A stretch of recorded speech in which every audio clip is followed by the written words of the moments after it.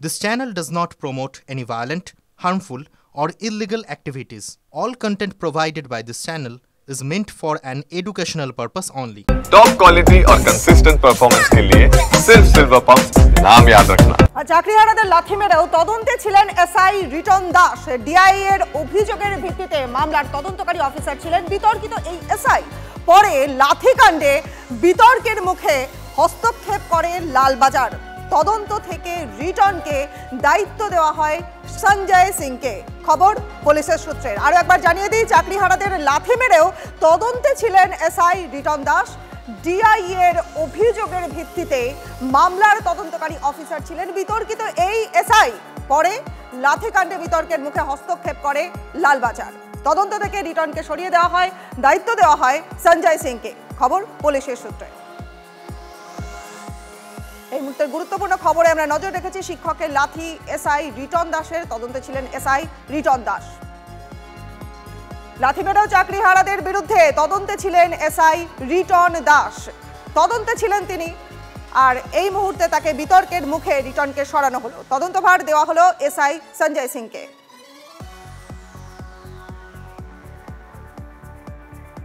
Telephone লাইনে আমাদের সঙ্গে রয়েছেন আমাদের সহকর্মী সুজয়। সুজয়, একেবারে এসআই রিটন দাস, তার বিরুদ্ধে এই যে বিতর্ক, তদন্তে ছিলেন এসআই রিটন দাস এবং তাকে সরানো হলো, আর কি কি তথ্য আসছে? দেখো, লালবাজারের তরফ থেকে যে যুক্তি সামনে নিয়ে আসা হচ্ছে যে ঘটনার দিন তদন্ত ওই রিটন দাস তিনি কিন্তু ডিউটি অফিসার ছিলেন কসবা থানায় এবং ডিআই অফিস থেকে তার কাছে অভিযোগপত্র দেওয়া হয়। সেই অভিযোগপত্র অনুযায়ী প্রাথমিকভাবে তার নাম থাকলেও পরবর্তীতে তিনি সেই মামলা তদন্ত করছেন না, তদন্ত করছেন। একেবারেই অনেক ধন্যবাদ তোমার সুজয়। আরো একবার জানিয়ে দিই, ডিআই এর এফআইআর এর ভিত্তিতে বিতর্কের মুখে এই রিটন দাসকে সরালো লালবাজার। খবর সূত্রের বিতর্কের মুখে তাকে সরানো হলো, তদন্তভার দেওয়া হলো এসআই সঞ্জয় সিংকে।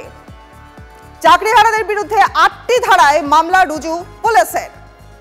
পাশাপাশি আরো একটা খবর, চাকরিহারাদের বিরুদ্ধে এই যে ৩টে জামিন অযোগ্য ধারায়ও মামলা করা হয়েছিল।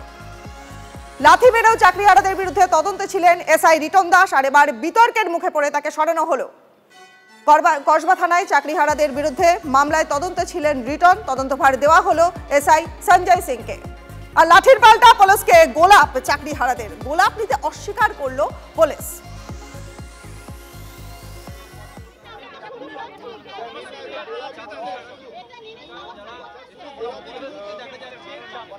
গোলাপ নিতে অস্বীকার করলো পুলিশ।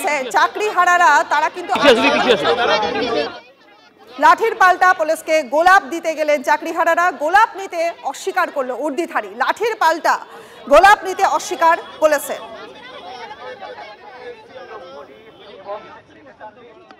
গোলাপ বিতরণ করছেন, কেন তারা পুলিশকে গোলাপ বিতরণ করছেন কথা বলে নেব।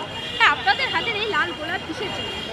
সৌভ্রাতৃত্ব এবং সম্প্রীতির জন্য। আমরা জাস্ট চাইছি যে আমরা ওনাদের সঙ্গে সমস্ত রকম সহযোগিতা করব। কোনো রকম অপ্রীতিকর ঘটনা আমরা ঘটাতে চাই না, আমরা চাইও না এখানে কোনো রকম অপ্রীতিকর ঘটনা ঘটুক। আমরা শুধু আমরা জানি একজন কর্তব্যরত পুলিশ অফিসারকে একটা ডিউটিতে থাকাকালীন কী কর্ম পালন করতে হয়।